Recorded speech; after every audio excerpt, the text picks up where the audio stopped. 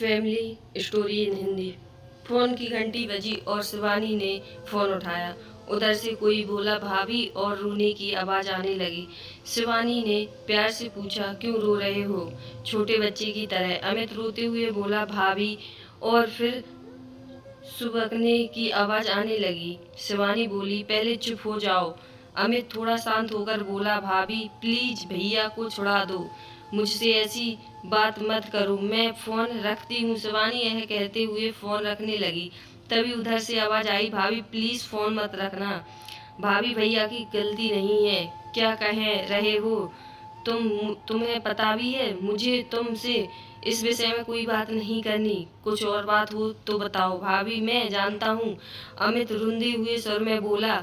शिवानी ना चाहते हुए थोड़े गुस्से में बोली क्या जानते हो, यह ही कि भैया ने आपको मारा, और क्यों मारा ये भी जानता हूँ। अमित थोड़ा धीरे से बोला। शिवानी को अब गुस्सा आने लगा और वो थोड़ी तेज आवाज में बोली ये सब कहने को तुम्हें किसने कहा। भाभी किसी ने नहीं, मम्मी पापा तो किसी वकील से मिलने गए हैं, उन्होंने तो आपसे बात करने को मना किया है। अमित आवाज दिया।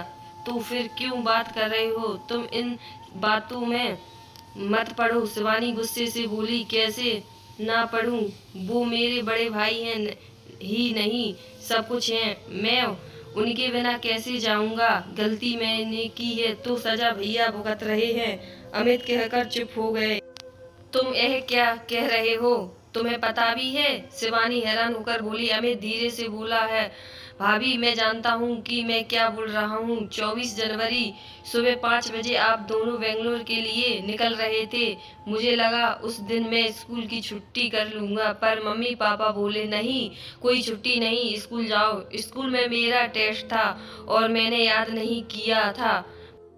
मम्मी पापा को पता था कि बुधवार को स्कूल की यूनिफॉर्म की चेकिंग होती है, इसलिए मैंने टाई बेल्ट जल्दी से बेड में नीचे डाल दी और उनके साथ ढूंढने लग गया। बस ढूंढते ढूंढते समय कट गया। मम्मी को लगा आप छुपा कर गई हैं। उन्होंने तभी भैया को फोन लगाकर गुस्से में आपके लिए बहुत कुछ कहा और साथ में यह भी कह दिया आप चाहती ही नहीं मैं पढ़ूं। मुझे यह नहीं पता यह इतनी बड़ी बात हो जाएगी, सॉरी भाभी। शिवानी ने दर्द भरी आवाज में कहा तुमने यह बात अपने भैया से क्यों नहीं बताई। मैंने भैया को फोन किया था पर भैया ने कहा मैं बाद में बात करूंगा, मैं डर भी गया था। भाभी प्लीज मेरे भैया को जेल से निकाल दो, उनकी जिंदगी खराब हो जाएगी, उन्होंने बहुत मेहनत की है तब जाकर इतनी अच्छी नौकरी मिली है। भाभी प्लीज मेरी खातिर, ये कहकर अमित जोर जोर से रोने लगा। शिवानी बोली चुप हो जाओ, मैं तुम्हारे भैया को जेल से निकलवा दूंगी, पर तुम प्रॉमिस करो तुम हमारी इन बातों के बारे में कभी किसी को नहीं बताओगे, अपने भैया तक को नहीं। आज के बाद मुझसे बात भी नहीं करेंगे। शिवानी ने फोन रख दिया। फोन रखकर वो फूट फूट कर रोने लगी। थोड़ी देर बाद चुप हो गई और कंप्लेंट वापस लेनी है सोचने लगी, क्योंकि पापा ने भी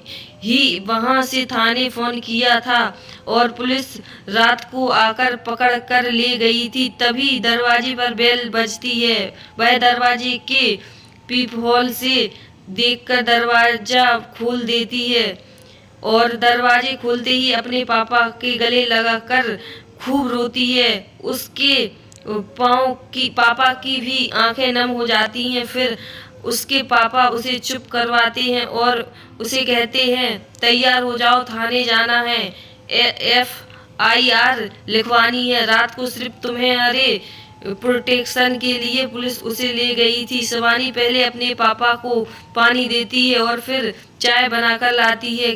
पापा कहते हैं चाय क्यों बनाई। शिवानी कहती है पापा पहले मुझे आपसे कुछ बात करनी है, और फिर वह बैठकर सब बातें बताती है।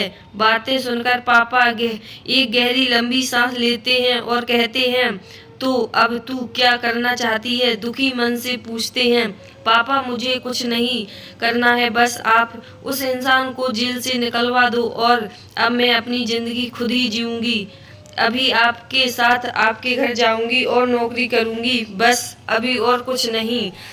उसके पापा उसके सर पर हाथ रखकर एक लंबी सांस लेते हैं और कहते हैं, बेटा वो तेरा घर है और सदा तेरा ही रहेगा। भावुक हो उठते हैं, फिर अपने को संभालते हुए कहते हैं, तू जो चाहे कर, बस खुश रहने की कोशिश कर। और दुख के आंसू संभाल नहीं पा रहे थे। ऐसा ही होता है, पापा का प्यार आए तो थे रोष से भरे हुए, ये सोचकर कि उसे सजा दिलवाएंगे ही चैन की सांस लेंगे, पर बेटी के आंसुओं और बातों से ने शांत कर दिया। कभी कभी घर की छोटी छोटी बातें घर तबाह कर देती हैं, घर बसाने से पहले ही उजाड़ देती हैं, सपनों के ताजमहल मिनटों में ढेर कर देती हैं। मेरी बेटी का क्या कसूर था, ये सब सोचते हुए उठते हैं और शिवानी से सामान पैक करने को कहते हैं। फिर पापा बेटी थाने जाने के लिए निकल जाते हैं।